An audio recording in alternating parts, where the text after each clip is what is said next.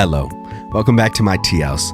For today's cup of tea, we'll be taking a closer look at one of my recent practice matches playing the Gyutaro Daki purple Demon Slayer deck versus Team Macaroni's red Inosuke Demon Slayer deck. Now, I would be doing a disservice to y'all if I didn't say that the Demon Slayer set disappointed me. It really has. I was looking forward to Yellow Demon Slayer. It might be the fact that I wasn't able to get any of the cards because all of y'all are gatekeeping them. But once you have your combo set up, it feels so bad hitting a active trigger or a special trigger out of life that just stops the whole combo. Like literally, it feels like get rid of the Nezuko and you're fine. It's a dub. It is what it is. Now, with that being said, I will say that even though the set has disappointed me in terms of competitiveness, the deck is still fun. Muzan, surprisingly, is pretty viable. Though it doesn't have its key cards, if you play against the right people, it's very pilot dependent in this set one, but can be extremely scary, and you feel the pressure being put on you as you're competing, and you see the one sitting in the back, and you know bruh has another one in hand that he's getting ready to hard play. Other than that, the deck that really spoke to me this set was the Gyutaro Daki set. There is so many fun loops that you can do in this deck defensively when it comes to the 3-2 Daki and the 3-1 Gyutaro, and it has so much search potential, so much draw potential.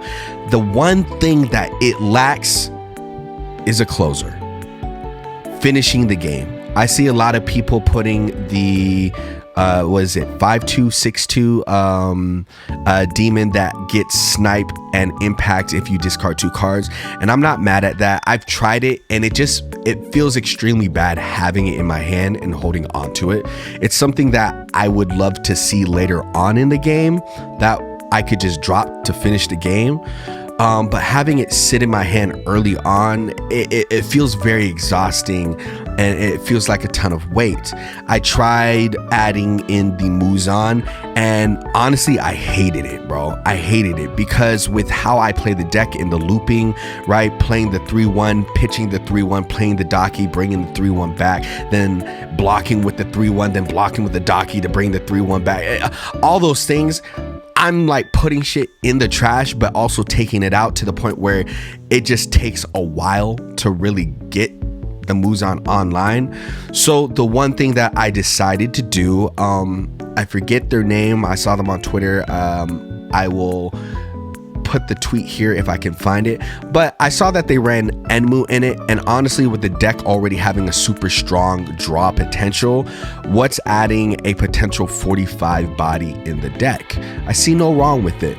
I'm excited to see set 2 once they do drop it and announce it, because the Daki becomes even stronger and there are more pieces to add to it, and the deck itself is super fun. If you are casual and you're looking to have a fun time, come up with some crazy combos, purge yourself, lower your head yourself, all these things, I implore you to pick up this deck. That being said, I low-key think that red is best deck. I know I'm coping. I'm not 100% entirely like serious with that statement, but red is super fun, and honestly, if you're a great pilot and you sequence things correctly, you have the right, like it can be very, very scary. Having a Zenitsu that has double damage breathing down your neck constantly because he has the Tanjiro sitting in the back line, or the Inosuke that has impact, or not knowing if this opponent is playing the double AP Inosuke that just comes in active with double damage and then impact, not knowing if they're playing the Tengen for the double there's a lot of scary pieces in there that if you're playing the right person who's able to take advantage of your lack of experience or lack of knowledge, it's a wraps, it's GG's. Now, there's a lot of things that I think we're starting to understand with these decks, so take everything that you see with a grain of salt. Without further ado, You guys already know what we're about to say. If you see any combos, any misplays, any things that we should have done differently, leave it in the comments below. I always love having the discussion with you guys. If not, I hope this helps you, educates you, and I'm looking forward to One Punch Man. I'm looking forward to One Punch Man. I need to catch up on all the videos, but at the same time, if you couldn't already tell, I'm trying not to get behind in tempo and on sets. So I'm trying to get these videos out while editing like Bandai stuff. But oh my gosh, bro, One Punch Man, all the colors. Bro, let's get into the mix. Getting into it, we see T-Mac play the Inosuke 1500 BP. A lot of times with red, they want to push up and be very aggro. So on our side, we are going to play the 0-drop Waribe, which also counts as a Daki, and we're going to play the 1-1 Daki in front. This card, when sidelined, lets you look at the top 6 cards for Gyutaro. We see that T-Mac decides not to push up and plays the Zenko, which lets you scry, look at the top, helps you filter. I really love cards that help you filter. We see him place it to the bottom, and he drops the 2-1 Nezuko for the double energy supplier. So now he'll be at 4 energy, which will put him in a good position to make some good raids or pushes, etc., etc. So we play another 1-1 Daki in the back, and Tioni honestly is a very good defensive card and mobility. We swing, we get the first damage out early. I really like how Tioni works, especially on defensive, allowing you to chum block and then push up another blocker if need be. We see that T-Mac goes for the push on the Zenko, which I'm pretty sure the card is a 2000 BP. I might be mistaken. We see him drop another Nezuko and then drop the total concentrated breathing right after, extending the turn. We see the Inouske come out to add another double energy, and then we see the 5-2 come out, popping a 3k or less. He pops the Daki. This allows me to look at the top 6 very early on to find a brother, which is needed. I think I had like 2 or 3 3-1 Gyutaros in hand. So I really wanted a baby one just to have as raid fodder, because I really love pitching the 3-1, especially in this deck. There's some amazing defensive loops that you can do that can be pretty annoying. So after clearing my board, we see him swing with the big body first. That way he can get the value. We get a get trigger on the Enmu, and then we see him follow up with the second swing on the Zenko, getting rid of my Gyutaro. I hit the color trigger and bring back the Daki. So we still have another body on board to chum block if need be, or be a raid fodder for the 3-1 Daki. Going back over to my turn, we're trying to figure out what it is we need to do here. We played the 3-1 Gyutaro, dig deep, draw 1, trash 1. We are now at 5 energy. I'm not sure if I should have discarded this Gyutaro here or kept it.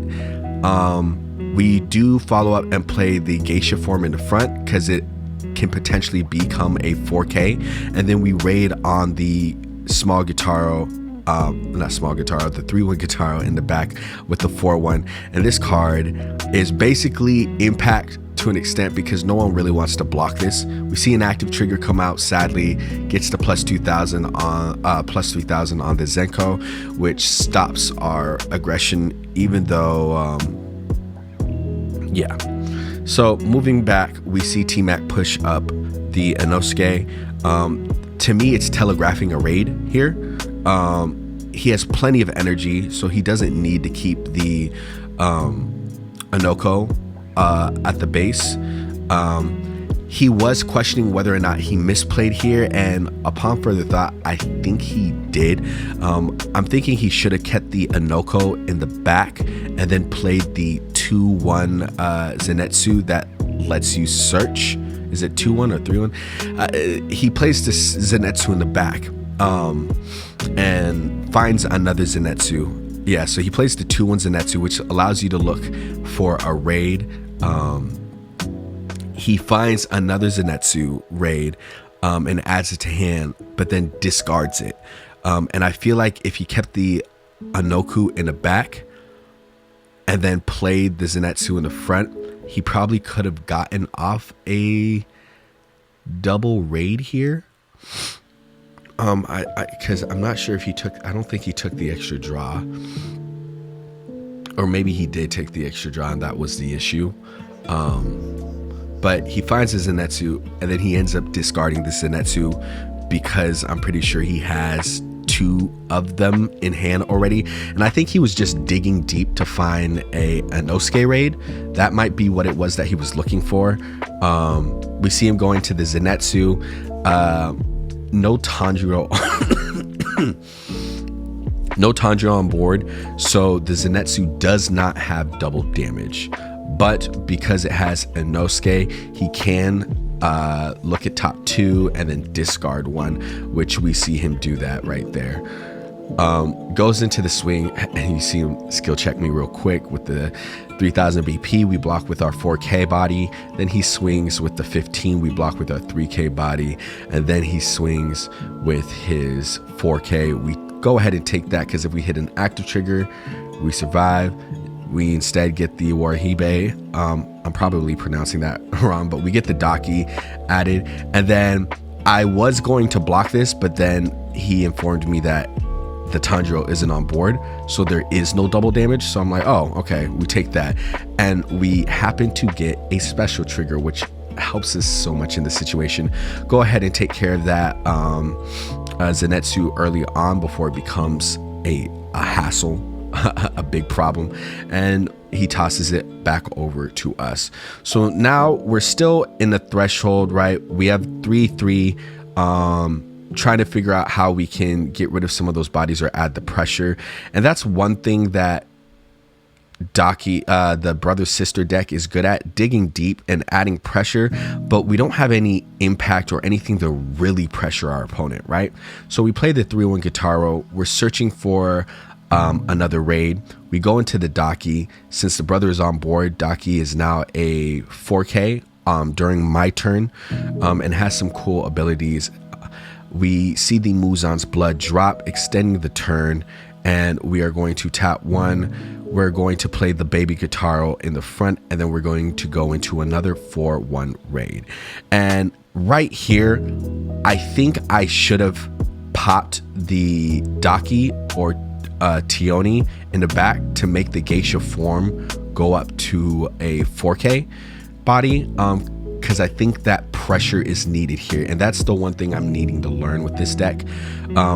We swing, we hit the final form, we swing with both brothers first just so we can get the draw. We see the active trigger come out, and I'm wondering if I should treat the brothers kind of like impact, because he's not going to want to block that, right? Otherwise they restand. So see the active trigger come out, blah blah blah blah. So the last 2 damage does not come through. Wait, did we misplay this? Did we misplay that? Because why did he block the, oh yeah, no, swing with 3K, yeah. So I think I totally should have popped it. We see the Tanjiro finally come out, so now whenever he plays the Inosuke, the impact will be online, and the Zenitsu, the impact, the double damage will be online. Love the cool encounter, like interaction, where Inosuke can stand a body that has been played to add to that aggression appeal. He swings, we're gonna take the impact. Impact comes through, we get a raid trigger. Triggers were hitting this turn. Go ahead, drop that in the back line, and because we have another Daki in the back, we're not scared to take this chump block here. That way we don't go to 1 life. It's scary enough going down to 2 life against this red deck, especially when they have so many impacts that could just play active. But sometimes you have to take that risk, and sometimes, you know, there's nothing you can do. So we go ahead, take that chump block. We go into the draw. We get rid of the Inosuke. We want to get rid of that impact. We don't want that being on board, being able to be a constant pressure or threat to end game. We go into the Purge, and I love this little interaction with Purge and the Daki, right? So Daki ability pending. With the Purge, we're going to grab the top 2, restand an AP, And then we're going to search the top 6. So it allows us like a 2-card security of not milling like any special cards or turn extenders when digging that deep for the brother. And it's just a cool little interaction that I really like with the card, especially when you pair it with the geisha as well. Just some cool things that you can do with this deck to really dig for what it is that you need. So we go into that and we play the Warihime. We don't find the other brother that we want, right? So we just go into another Daki raid, which is crazy how many raids I was seeing. And this is what I mean. This deck is fun. You can dig deep. You can find your pieces because there's so much draw potential, but there's no impact. And learning, it's really easy for people to, not block the brothers. So figuring out the block order here or swing order, I'm like, I know he's not going to want to take that, but he's also going to be able to block the geisha form. So maybe I just take the swing, get the draw, and guarantee the damage and see what happens. We see him get the draw trigger. And once again, I think right here, again, I probably should have popped the geisha form. I probably should have popped the geisha and go up to 4K that way, added more pressure. Because he's going to block the Daki. He's going to block the geisha form. He's not going to take this. He's going to go down to 1 life. If we have the geisha at a 4K here, he loses the Zenitsu, or he goes down to 1 life, which is not 1 life. He has to block there, right? So it's just understanding the priorities with this deck. We see that he goes for the move, pushes up the Inoko, and then plays another Tanjiro in the back, telegraphing. Whenever you see a Tanjiro, just know that either a Zenitsu or a Inosuke is probably coming down on field. So we see the Zenitsu. The Zenitsu is not as scary to me because he has the Inoko. He can do the draw 2, pitch 1 to dig a little deeper in his deck. We see him discard a Nezuko, but right here I know I'm blocking out. Unless he plays an Inosuke, I'm fine here. The only difference is just figure out whether or not I have the bodies to keep up the pressure, right? So 2 bodies are dying here guaranteed. He swings with the double damage. We're going to go ahead and just let the geisha form die. And I'm pretty sure at this point in time, I do have the other raid in hand. No, I don't have the other raid in hand. That's what I've been digging for, because if I have 3 on field, then like it's wraps, right? So we block with the geisha form, let it, but I'm doing the math in my head. I'm like, okay, 2 bodies are going to have to like go here. We dropped the Daki, and I was just making sure I had enough 4K bodies to pressure him next turn. That way he didn't get any free blocks in, because again, we don't want a last minute double energy Inosuke dropping. I'm counting to see how many cards I have in my graveyard because we want to raid the Enmu here. Enmu being a good card that if you do have 15 or more, it becomes a 45 and is a pretty good blocker against some of these 4K bodies that people are playing. So we push up the Daki. We go ahead and I think we play another Gyutaro. Do we play that here? Yep, we play the Gyutaro just to dig 1 more deep to see. Hey, bro, I really want to get the triple Gyutaro off. Like, T-Mac be hating me. Discard the 1-drop Daki. We play the Enmu, and then we go into the Enmu raid to basically secure the game, right? We have 1, 2, 3, 4, 5, 6 swings. The game's done, right? The game is still basically done to a degree if done the other way, but I will say you guys need to pay attention to the swing orders in this situation, because if you are down to 1 life, right, and they do have 2 brothers on field and then just 1 Daki, you take this first swing. You take this first swing, because if this first swing goes through and it is a final card, well, now you can block out and still have 1 more turn and potentially get a double Inosuke to win the game, right? But sadly, flips it. It's another active trigger, and that secludes the game. If you are interested in seeing the decks, here is a copy of T-Mac's deck list for his red. Let me know your thoughts and opinions, what you would do to improve upon these decks. And I'll catch you guys on the next one. Thank you for stopping by, and I hope you enjoyed your tea break.